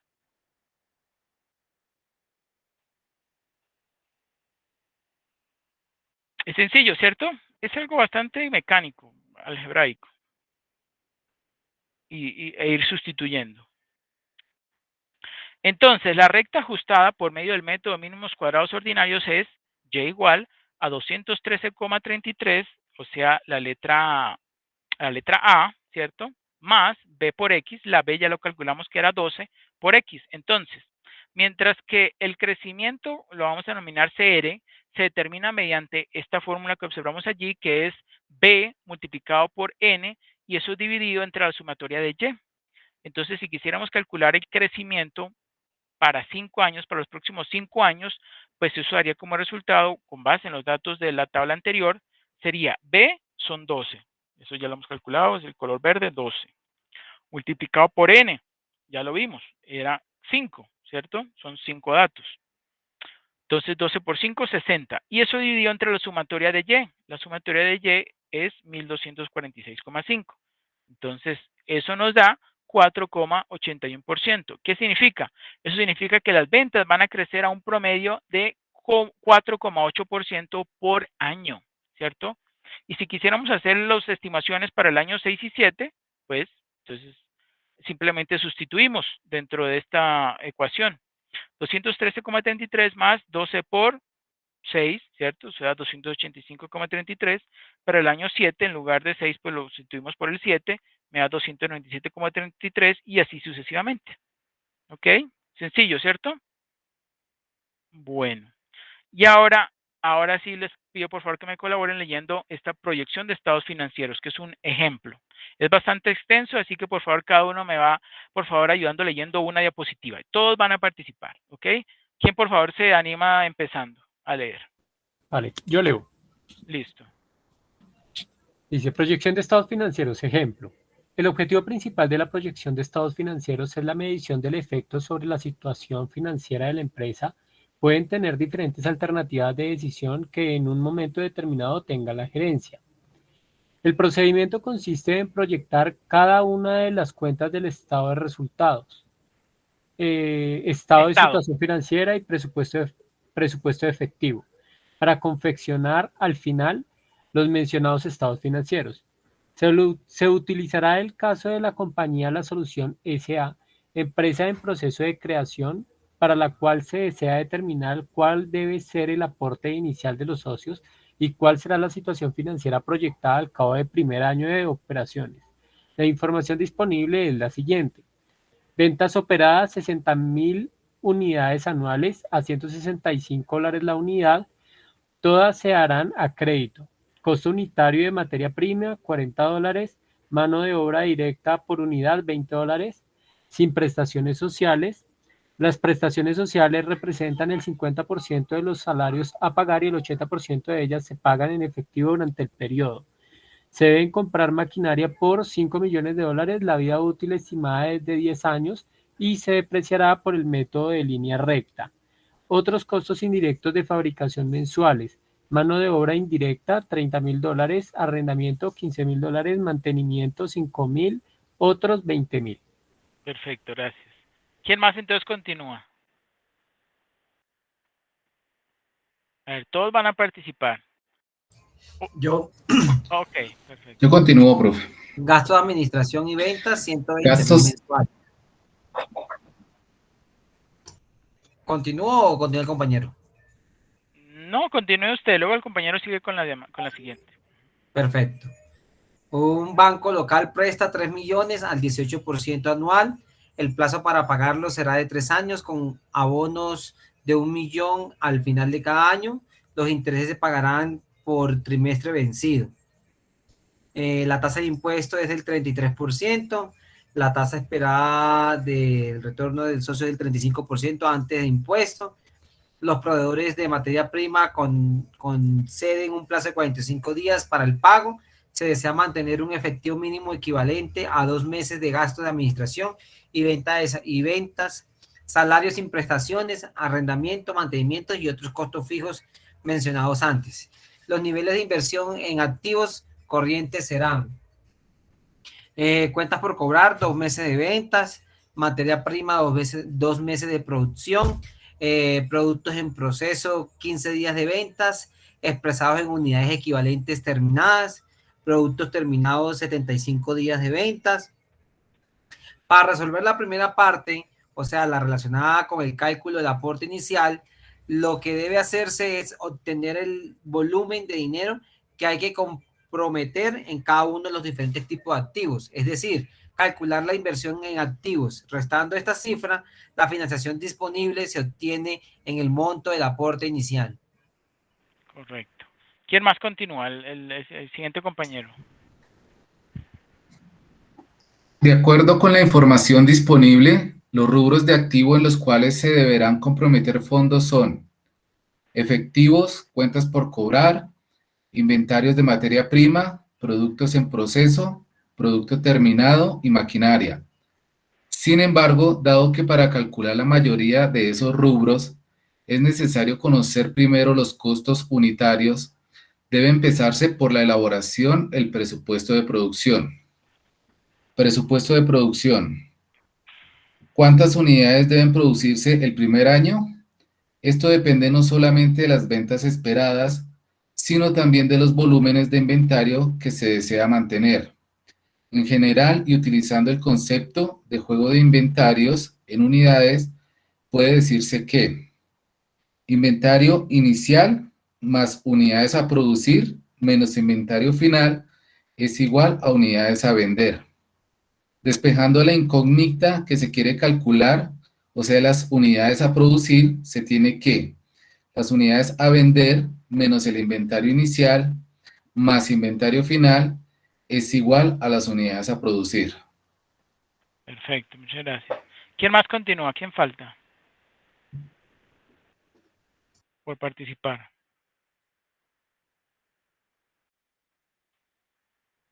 Bueno, Pero como en este caso se plantea el mantenimiento de inventarios de producto en proceso y producto terminado, hay que elaborar el doble juego de inventario así. Igual unidades a vender menos inventario inicial, productos en proceso, menos inventario inicial, producto terminado, más inventario final, productos en proceso, más inventario final, producto terminado, igual unidades a producir. Como es un proyecto que apenas comienza, no hay inventarios iniciales y por lo tanto solo deben calcular los finales. Para ello pueden utilizarse los índices de rotación. Si para el producto terminado se desea mantener un inventario equivalente a 75 días de ventas, es porque la rotación esperada es días de inventario de producto terminado igual a 360 sobre rotación esperada igual a 75. Despejando, se tiene que rotación esperada es igual a 360 sobre 75 igual a 4,8 veces. perfecto, muchas gracias. ¿Quién más sigue? Que no haya leído.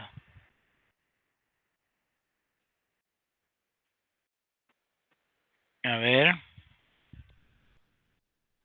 ¿Me escuchan? ¿Me escuchan? Sí, Sí. sí, Ahora sigue. sí. Tenía problemas de conexión. Gracias, profe. Buenas noches. Buenas noches. Voy donde dice inventario final, producto terminado. No, esta es otra Ah, diapositiva. Esta ok, es otra listo. Es que diapositiva. se quedó Desde pegado en arriba. la Sí, el anterior. índice. Ah, ok. Espérame un segundito. Ahora sí. Si el índice de rotación del inventario de producto terminado es rotación de producto terminado igual a costo de venta dividido en inventario promedio producto terminado expresado en unidades, este índice será igual a rotación de producto terminado igual a unidades vendidas dividido en unidades de inventario promedio. Despejando en esta igualdad las unidades de inventario promedio, se tiene que unidades inventario promedio es igual a unidades vendidas dividido en rotación de producto terminado. A efectos de proyectar el inventario promedio será el inventario final, la rotación será la rotación deseada y las unidades vendidas serán las unidades a vencer y por lo tanto inventario final producto terminado es igual a unidades a vencer dividido en rotación deseada igual a 68 da igual 12.500 unidades.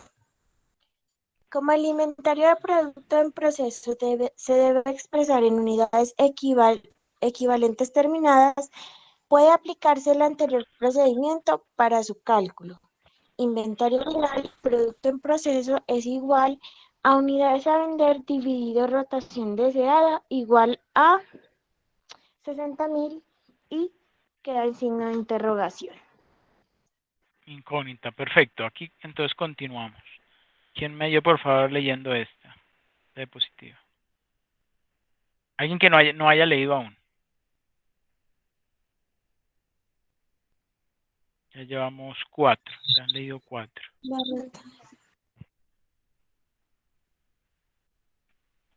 ¿Alguien llegó? Ah, no. Alguien se No, marchó. pero sí. Bueno, ¿quién quiere leer que ya haya leído? Yo. Ok. La rotación deseada será igual a días de inventario de producto en proceso igual 15 igual 360 días dividido en rotación esperada. Y por lo tanto, rotación esperada es igual a 360 dividido en 15 igual a 24 veces. El inventario final será inventario final producto en proceso igual unidades a vender sobre rotación deseada igual 60,000 sobre 24 igual a 2.500 unidades. Con la información correspondiente a los inventarios finales, puede elaborarse ahora el presupuesto definitivo de unidades a producir. Unidades a vender 60,000. Entonces, habla ahí menos. Inventario inicial producto en proceso, no hay nada. Inventario inicial producto terminado, 0. Más inventario final producto en proceso, 2.500. Inventario final producto terminado, 12.500. Unidades a producir, 75,000. Dato, con el cual se procede a elaborar el presupuesto de costo de producción que aparece a continuación. Materia prima, 3 millones. Mano de obra directa, 1.500.000. Mano de obra indirecta, 360,000. Prestaciones sociales, 930,000. Arrendamiento, 180,000. Mantenimiento, 60,000. Otros costos fijos, 240,000. Costos efectivos, es el total de la sumatoria de lo anterior, 6.270.000, más depreciación de 500,000, igual a costo de producción, 6.770.000. Perfecto, muchas gracias. Ok, ¿alguien más que falte por leer?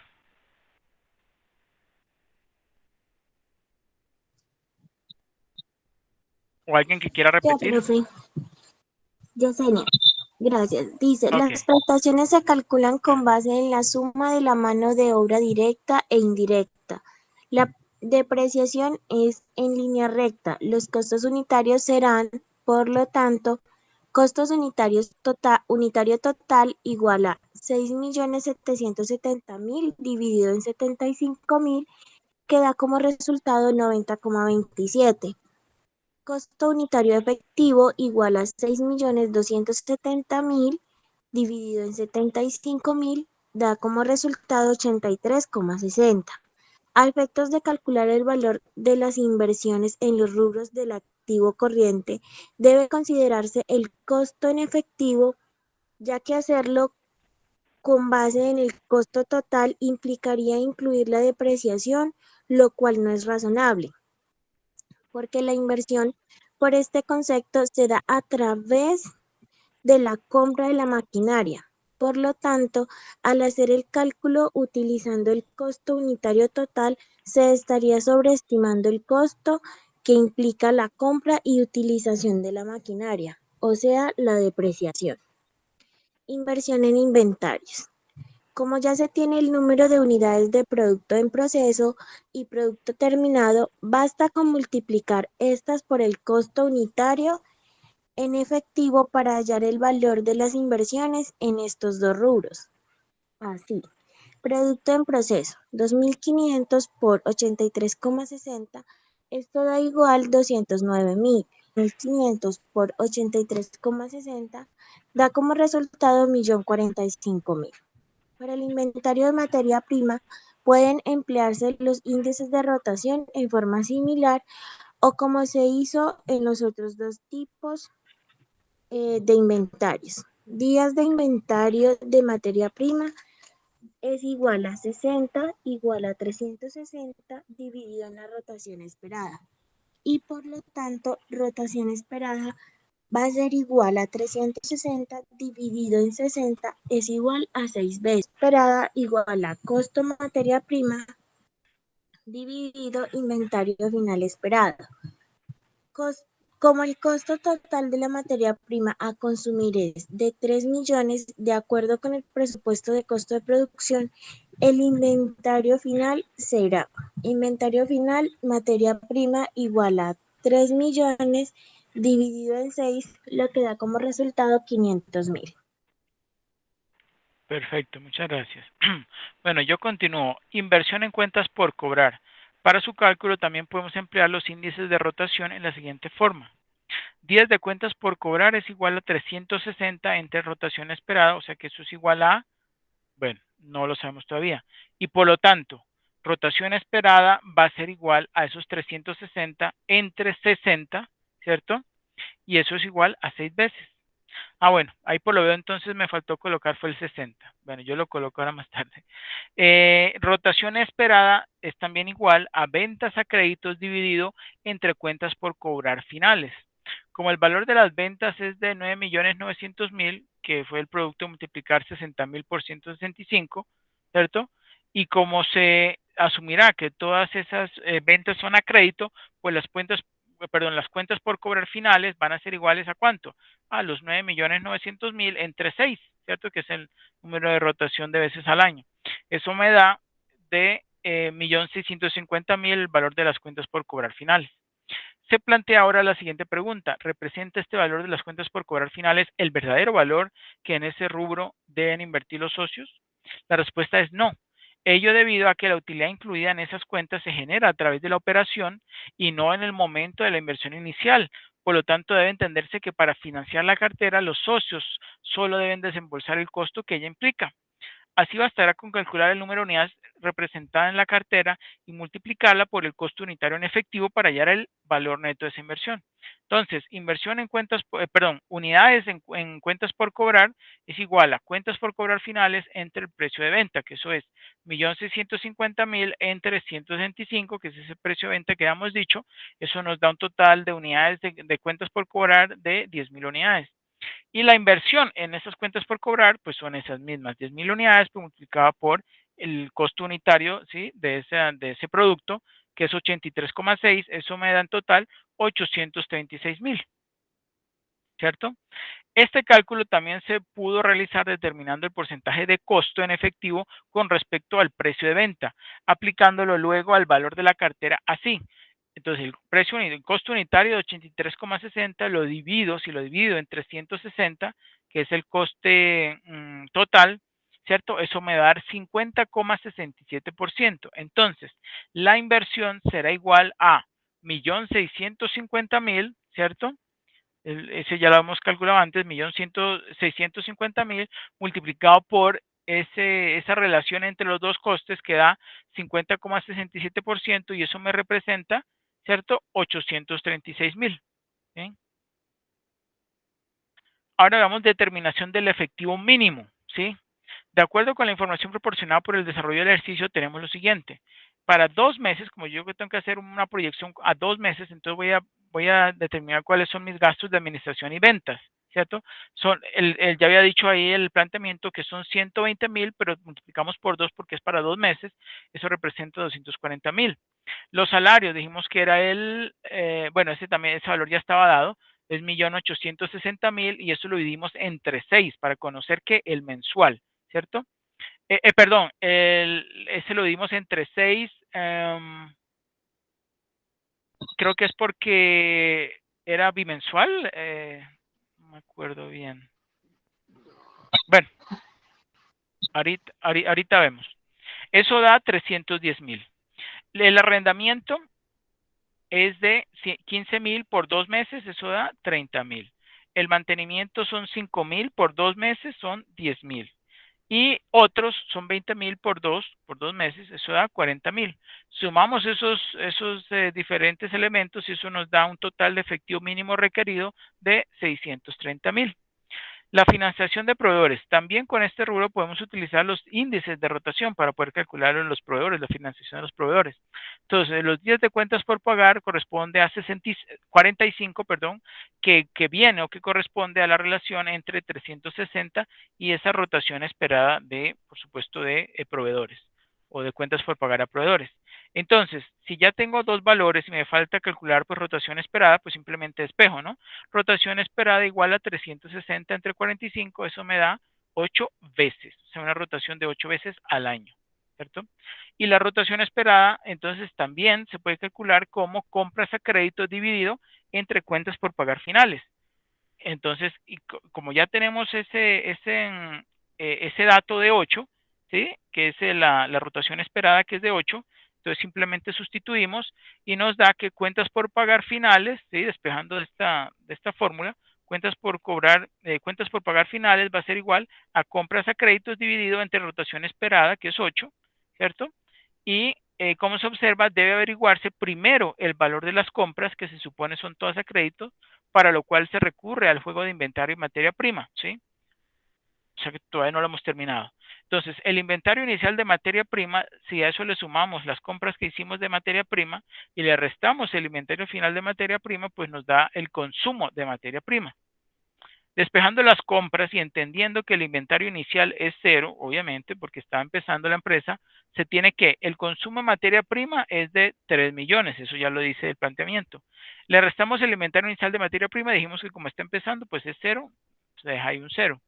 Le sumamos el inventario final, no el inicial, sino el final de materia prima, que calculamos anteriormente dio 500,000, entonces tenemos un valor de compras de 3,500,000.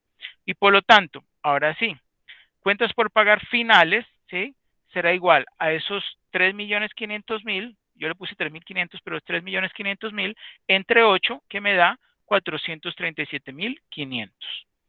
Cálculo de la inversión inicial y los aportes. Con la información obtenida hasta aquí, se puede elaborar un cuadro de resumen que muestre el valor de la inversión en activos, la financiación y los aportes requeridos. ¿Cómo es la inversión en activos? Pues hay en efectivo 630,000, cuentas por cobrar 836,000, inventario y materia prima 500,000, inventario de producto en proceso 209,000, inventario en producto terminado 1,045,000, maquinaria por valor de 5 millones, eso me da un total de activos o inversión en activos de 8,220,000. Y la financiación disponible será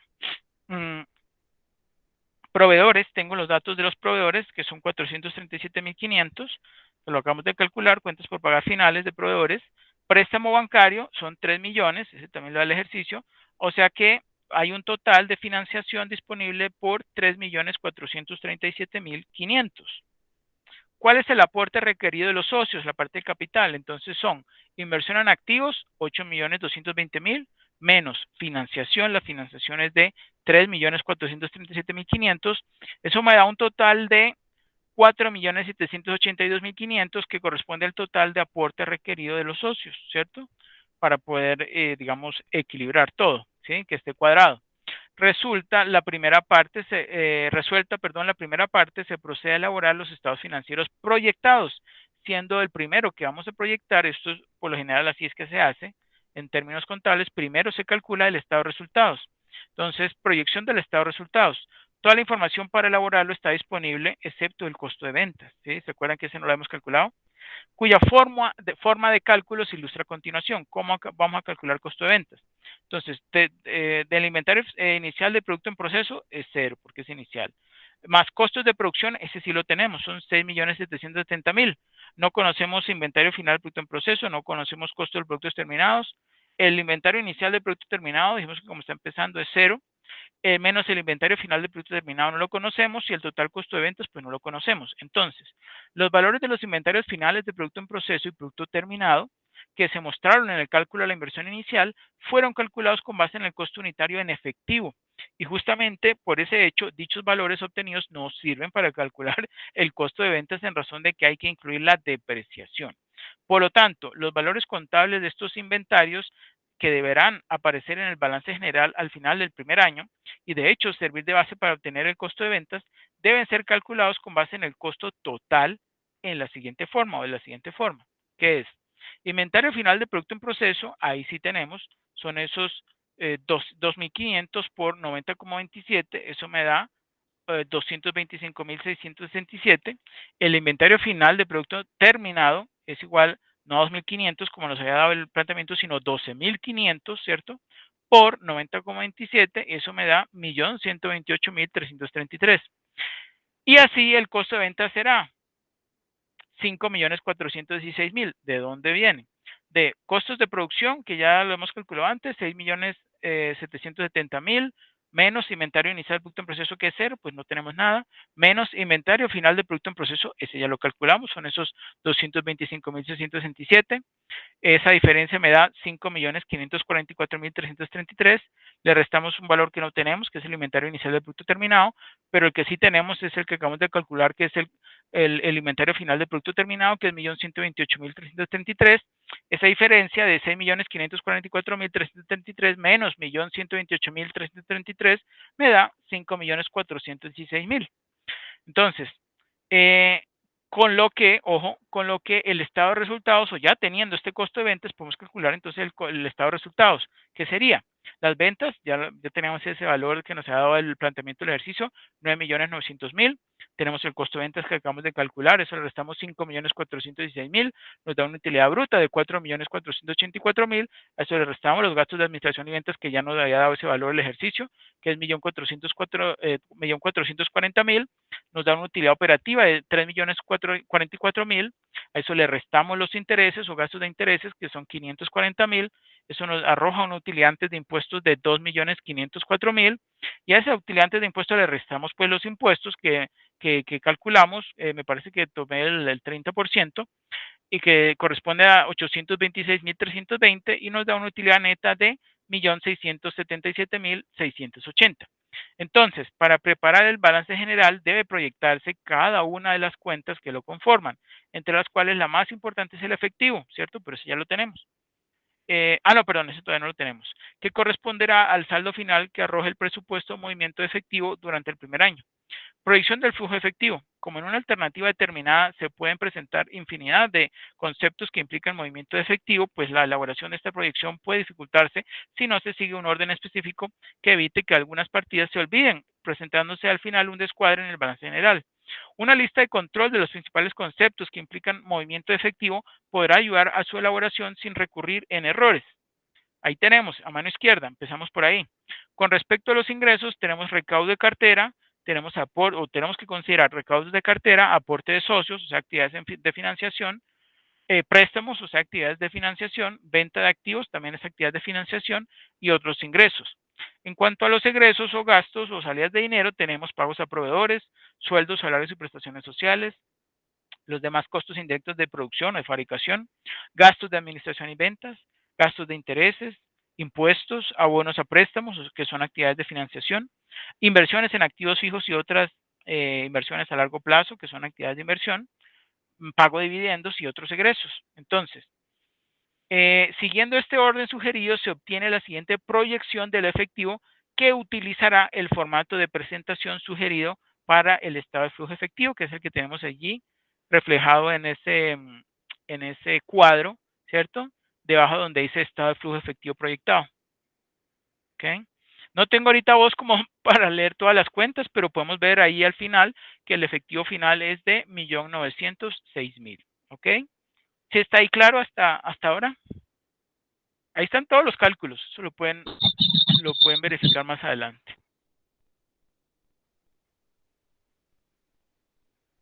Bueno, algo importante mencionar es este estado que pronto no lo han escuchado, este valor de este subtotal que se llama efectivo generado por operaciones, que conocemos como EGO, ¿ok? Que en este caso es de 663.500, ¿ok? Ese valor sí lo hemos agregado, ¿ok? Bueno. A continuación se explica la forma en que se calcularon los diferentes valores que conforman el EGO, ese 663.500, para lo cual se utilizó el método directo. Las ventas afectan el efectivo en términos de los recaudos de cartera, los cuales se calculan desglosando el movimiento de las cuentas por cobrar en la siguiente forma. ¿Cómo son los recaudos? Cuentas por cobrar iniciales no tenemos porque estamos iniciando, más ventas a contado y a crédito, ya dijimos que eran todos a crédito, son 9.900.000, ¿cierto? Y a eso le restamos las cuentas por cobrar finales, que ese valor sí lo calculamos, que nos dio 1.650.000. Entonces, a 9.900.000 le restamos el 1.650.000 y nos da total recaudos 8.250.000. La obtención del valor de las cuentas por cobrar finales fue explicada en la sección donde se calculó la inversión en este rubro. El costo de ventas se explica en términos de efectivo. ¿Se acuerdan que hace poco calculamos el costo de ventas, no? En términos de efectivo, analizando los diferentes componentes del costo de producción.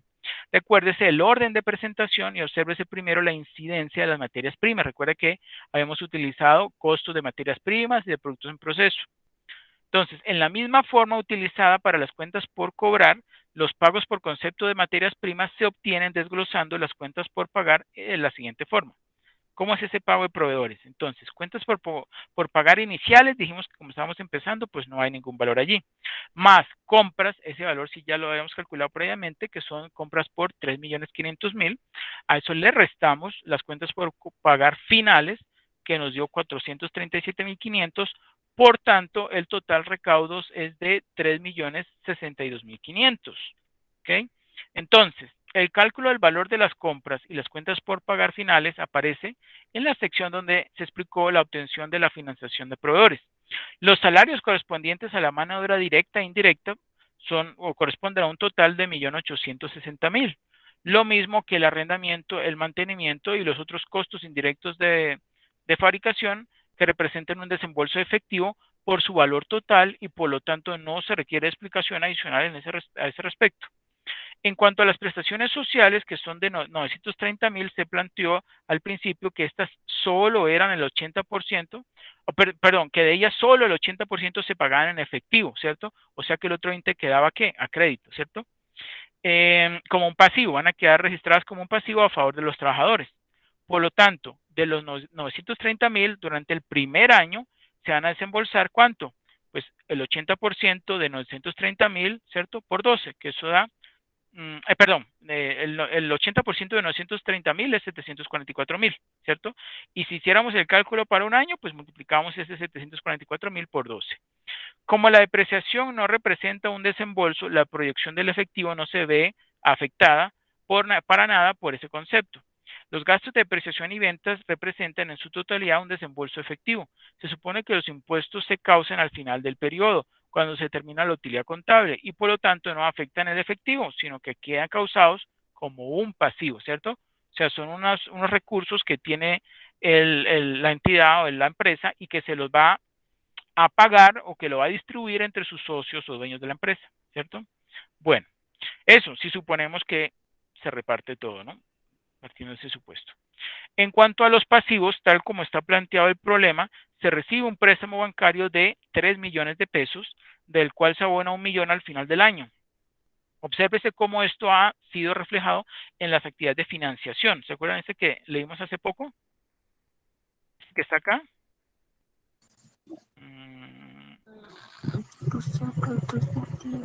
Ese que está acá. Actividades de financiación, préstamo bancario 3 millones, aportes de socio 4.782.500, intereses 540.000, abono a préstamo 1 millón, actividades de inversión da 5 millones. ¿Ok? Bueno, entonces volviendo acá, se recibe un préstamo bancario de 3 millones, del cual se abona 1 millón al final del año. Obsérvese cómo esto ha sido reflejado en las actividades de financiación, donde también aparecen los aportes de socios y los intereses. Como no se considera reparto de dividendos, ¿sí?, pues no se muestra información al respecto. Por último, aparece como único concepto en las actividades de inversión la compra de la maquinaria. Si al aumento del efectivo se le suma el efectivo al principio, en este caso es 0, por tratarse del primer año de operación, se obtiene el efectivo al final del periodo, ¿cierto? Entonces, nuestro estado de situación financiera proyectado va a ser ese que tenemos allí. Efectivo 1.906.000, cuentas por cobrar 1.650.000, inventario de materia prima 500.000, inventario de producto en proceso 225.667, inventario de producto terminado 1.128.333. Eso nos da un activo corriente de 5.410.000. Eso le sumamos el activo no corriente, que es maquinaria y equipo, por 5 millones. Su depreciación acumulada son 500.000. O sea que el activo fijo neto son 4.500.000. 4.500.000 más 5.410.000 nos da 9.910.000. Las obligaciones bancarias son 2 millones. Los proveedores son 437.500. Los impuestos por pagar son 826.320. Las prestaciones sociales son 186.000. ¿Sí? El total pasivos son 3.449.820. El capital son 4.782.500, las utilidades retenidas fueron 1.677.680 y el total del patrimonio son, que es la suma de esos dos anteriores, 6.460.180, para un total de pasivo más patrimonio de 9.910.000 igual al total de activos, o sea que está cuadrado, ¿cierto? Conclusiones. Los pronósticos financieros permiten prever la situación financiera, ingresos y egresos de la organización, teniendo en cuenta factores internos y externos importantes como, por ejemplo, el análisis histórico de las finanzas de la empresa. En las proyecciones financieras deben considerarse los siguientes elementos: la estacionalidad, los saldos comerciales, el comportamiento del mercado en un periodo de tiempo, los gastos, las transacciones y operaciones diarias, los flujos de efectivo y la capacidad de producción e histórico de ventas. ¿Ok? Bueno, yo sé que estuvo un poco extenso toda esta explicación. Yo ahorita más tarde les envío el archivito Excel para que ustedes hagan unos cálculos de esta promedio móvil, visualización exponencial. Y bueno, quería preguntarles si está todo claro, si tienen alguna duda.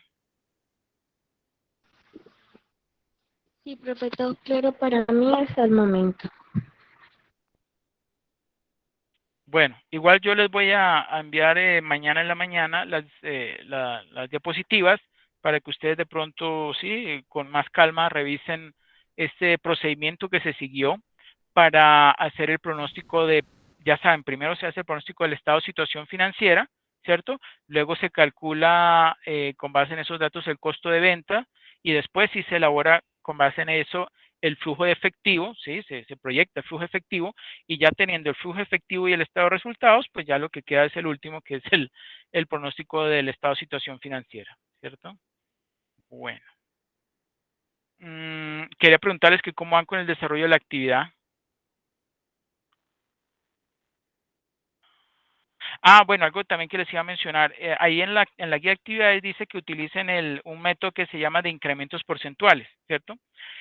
Ese método de incrementos porcentuales es tal cual como lo dice ahí el nombre, ¿sí? Ustedes lo que van a hacer es, primero, hacer un pronóstico de las ventas. Con base en el pronóstico de las ventas y mirando este ejemplo que yo les mostré, entonces van siguiendo, mirando a ver cuál va a ser lo que ustedes estiman que se va a requerir de días de inventario, ¿sí? Pero en este caso, pues no tan discriminado como de materia prima y producto en proceso, sino solo de producto terminado. Las demás cuentas, que muy seguramente no va a haber como una explicación lógica de cómo, de qué porcentaje ustedes van a considerar o qué porcentaje lo van a aumentar, ¿cierto? Pues ustedes, lo que yo recomiendo es que ustedes simplemente investiguen ahí en internet que sí, digamos, esas cuentas se pueden ver afectadas por qué factores y ustedes entonces me explican en unas breves palabras que se estima que con base en los estudios o las investigaciones que ustedes hicieron, pues se estima que incremente para el siguiente año un porcentaje determinado, ¿sí? Y por supuesto, todos esos incrementos que ustedes me señalen ahí y que utilicen para el cálculo de la proyección, por ejemplo, del estado de situación financiera, pues tenga una especie de base lógica, ¿no?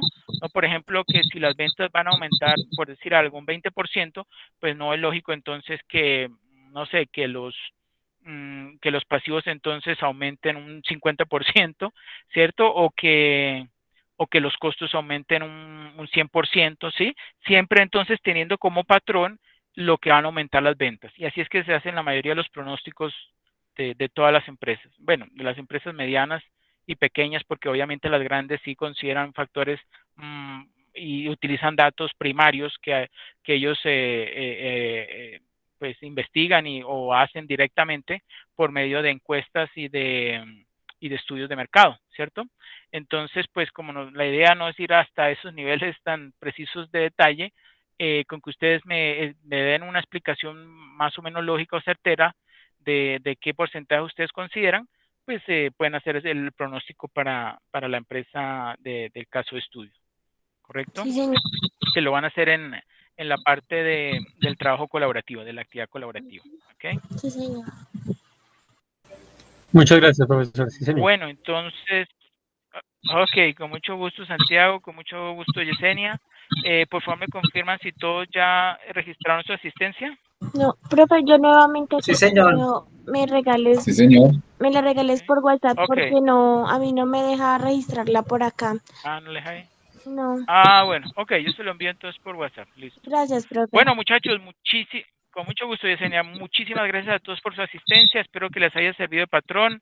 Si tienen alguna duda, no duden en preguntarme. Yo les voy a colaborar, les doy una sugerencia. Empiecen, por favor, ya. Recuerden que el tiempo va pasando. Vayan dejando sus aportes. Ya algunos ya hicieron la actividad del paso individual. Muy bien, muy completa. Entonces, por favor, que ellos lideren el desarrollo de la actividad colaborativa. Y pues, manos adelante.